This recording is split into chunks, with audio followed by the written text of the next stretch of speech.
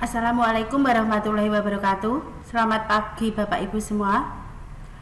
Kali ini saya akan menyampaikan mengenai pengimbasan BIMTEK Guru Belajar seri asesmen kompetensi minimum untuk SMA atau SMK. Di sini ada materi BIMTEK Guru Belajar seri asesmen kompetensi minimum untuk tingkat SMK. Yang pertama, ada orientasi guru belajar seri asesmen kompetensi minimum. Terdiri dari latar belakang dan kebijaksanaan asesmen nasional. Yang kedua, apa pentingnya asesmen nasional? 3. Refleksi orientasi.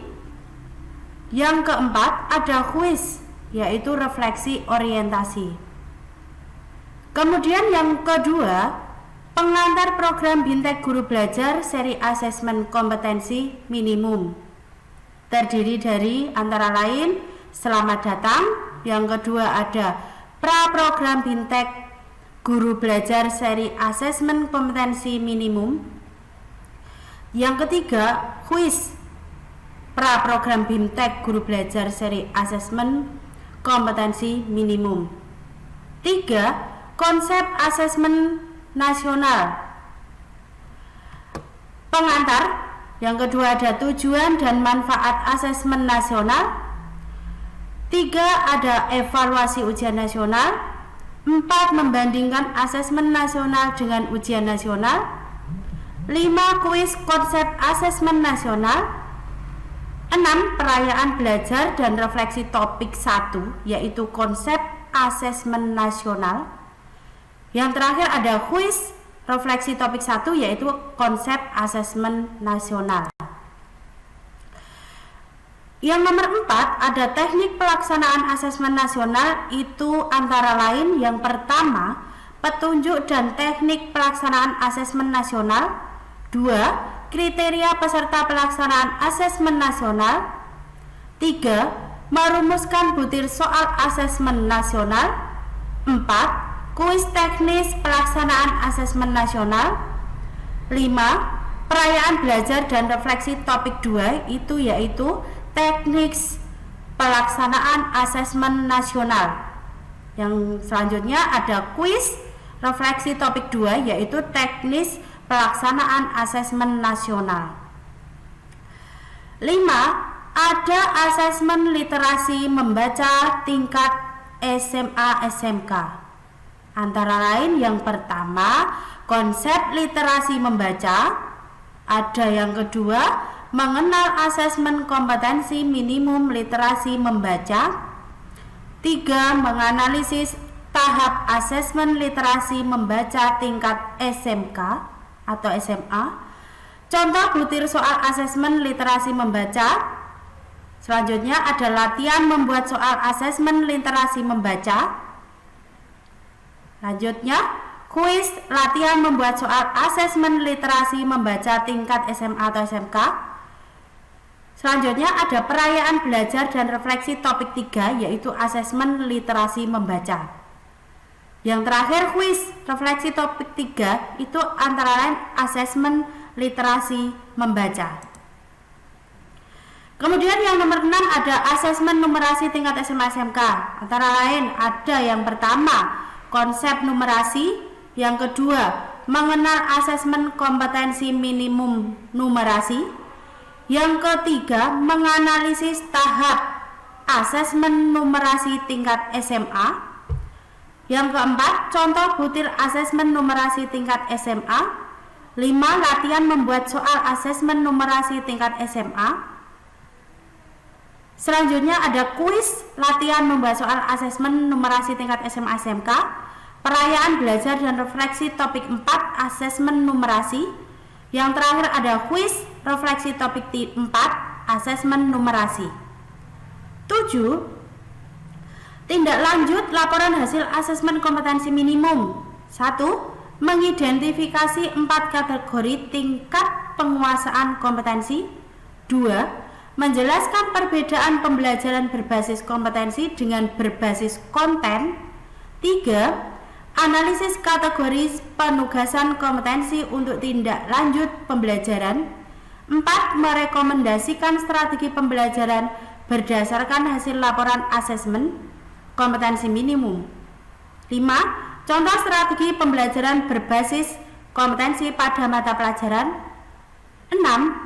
Segitiga belajar, kurikulum, asesmen, dan pembelajaran. Kuis tindak lanjut laporan hasil AKM. Kemudian ada kuis tindak lanjut laporan hasil AKM. Kemudian ada perayaan belajar dan refleksi topik 5 tindak lanjut laporan hasil AKM. Kemudian yang terakhir ada kuis refleksi topik 5 yaitu tindak lanjut laporan hasil AKM. Kemudian yang nomor 8 itu ada asesmen pasca program guru belajar seri asesmen kompetensi minimum. Yang nomor 1 asesmen pasca program guru belajar seri asesmen kompetensi minimum. Kedua, kuis asesmen pasca program BIMTEK guru belajar seri AKM tingkat SMA atau SMK.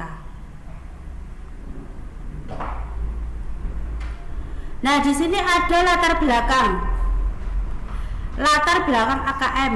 Nah, di sini ada asesmen nasional merupakan upaya untuk menyelesaikan dengan pembelajaran abad 21 dan kondisi dunia kerja abad 21 yang tidak lagi hanya berfokus pada bidang-bidang konten, tetapi lebih pada apa yang fleksibel lintas mapel atau lintas bidang ilmu. Nah, saya kasih contoh latar belakangnya seperti itu. Bapak Ibu bisa lihat sendiri. Kemudian apa itu program guru belajar seri asesmen kompetensi minimum? Program pembelajaran yang dirancang untuk membantu praguru atau kepala sekolah atau pengawas SD, SMP, SMA atau SMK, guru atau kepala sekolah SDLB, SMPLB, SMALB, dan PKBM sederajat dalam memahami tujuan, konsep, dan bentuk pelaksanaan asesmen nasional, serta dapat menganalisis contoh asesmen literasi membaca dan numerasi pada asesmen kompetensi minimum. Terus ada juga apa tujuan program guru belajar seri asesmen kompetensi minimum. Nah, di sini ada beberapa, antara lain yaitu nomor 1, memahami konsep asesmen nasional. Kedua, memahami bentuk pelaksanaan asesmen nasional. 3, menganalisis contoh asesmen literasi membaca pada asesmen kompetensi minimum. 4, menganalisis contoh asesmen numerasi pada asesmen kompetensi minimum. 5, membaca dan menindaklanjuti laporan hasil AKM. 6. Melakukan pengimbasan dengan mengajak rekan guru yang lain untuk mengikuti program guru belajar seri AKM. Terus selanjutnya, ada apa pentingnya asesmen nasional? Nah, di sini ada asesmen nasional perlu dilakukan untuk meningkatkan mutu pendidikan. Nah, pertanyaannya, mutu pendidikan seperti apa yang diharapkan? Apakah mutu pendidikan dapat dilihat dari hasil ujian nasional saja seperti yang selama ini terjadi? Peningkatan mutu sistem pendidikan tidak hanya berorientasi pada pencapaian siswa dalam menguasai materi pelajaran dan nilai ujian akhir apapun sebutannya.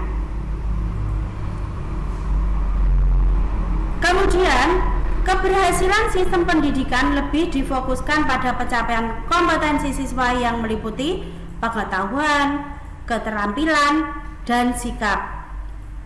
Nah, terlebih pada era transformasi pendidikan abad ke-21, di mana arus perubahan menuntut siswa menguasai berbagai kecakapan hidup yang esensial untuk menghadapi berbagai tantangan abad ke-21, di mana siswa memiliki kecakapan belajar dan berinovasi, kecakapan menggunakan teknologi informasi, kecakapan hidup untuk bekerja, dan berkontribusi pada masyarakat.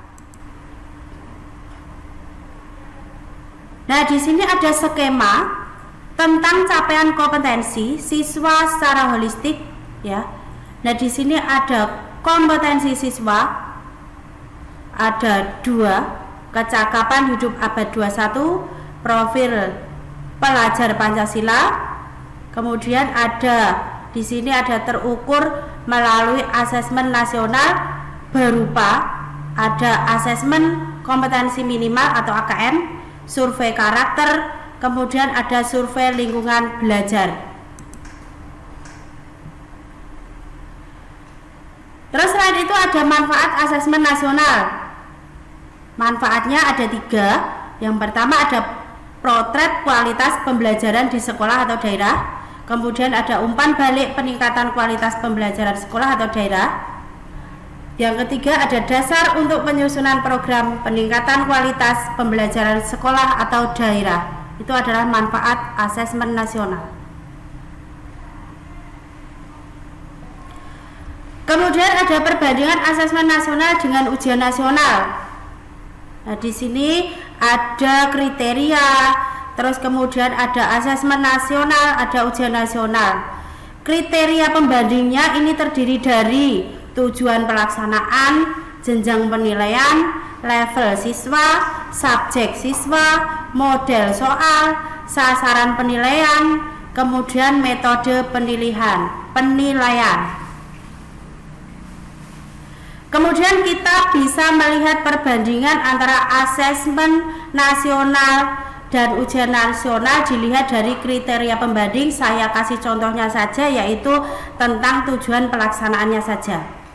Bapak Ibu yang lain bisa melihat di sini. Tujuan pelaksanaan kalau asesmen nasional di sini untuk mengevaluasi mutu terkait sistem satuan pendidikan. Kemudian kalau yang ujian nasional untuk mengevaluasi capaian hasil belajar murid secara individu. Nah, di sini ada banyak, Bapak Ibu bisa melihat di sini. Kemudian ada bagian asesmen nasional. Di sini ada asesmen kompetensi minimal AKM, kemudian ada survei karakter, kemudian ada survei lingkungan belajar. Nah, di sini ada asesmen literasi membaca, itu mengenai memahami, menggunakan, mengevaluasi, merefleksi. Kemudian ada asesmen numerasi juga, ada memahami, mengaplikasi, bernalar. Terus ada juga petunjuk dan teknik pelaksanaan asesmen nasional. Di sini ada peserta AKM, jadi ada seluruh satuan pendidikan, tidak semua murid, pemilihan sampel secara acak. Ada juga ada jadwal pelaksanaan di sini. Jadwal pelaksanaan di sini menurut perjenjang ya. Ada jenjang SD, MI dan paket A atau ULA. Kemudian ada jenjang SMP atau MTS dan paket B atau WUSTA.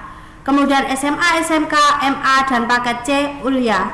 Nah, di sini ada hari pertama, ada tes literasi 75 menit, ada survei karakter 20 menit, tes literasi 90 menit, survei karakter 30 menit, kemudian ada hari kedua, tes numerasi 75 menit, survei lingkungan belajar 20 menit, tes numerasi 90 menit, survei lingkungan belajar 30 menit. Kemudian ada juga di sini menganalisis butir soal asesmen kompetensi minimal atau minimum. Ini ada bentuk soal, ada pilihan ganda, kemudian ada pilihan ganda kompleks, kemudian ada soal menjodohkan, kemudian ada isian singkat, kemudian ada uraian juga. Terus ada komponen AKM literasi membaca. Di sini ada konten, proses kognitif, kemudian ada konteks. Nah, konteks di sini terdiri dari ada teks informasi. Teks informasi ini mengenai teks yang bertujuan untuk memberikan fakta, data, dan informasi dalam rangka pengembangan wawasan serta ilmu pengetahuan yang bersifat ilmiah. Selain itu, di sini juga ada teks fiksi. Teks yang bertujuan untuk memberikan pengalaman, mendapatkan hiburan, menikmati cerita, dan melakukan perenungan kepada pembaca. Ada juga proses kognitif. Ini terdiri dari yang pertama ada menemukan informasi, mengenai mencari, mengakses, serta menemukan informasi tersurat dari wacana. Kemudian ada interpretasi dan integrasi. Di sini ada memahami informasi tersurat maupun tersirat, memadukan interpretasi antar bagian teks untuk menghasilkan inferensi.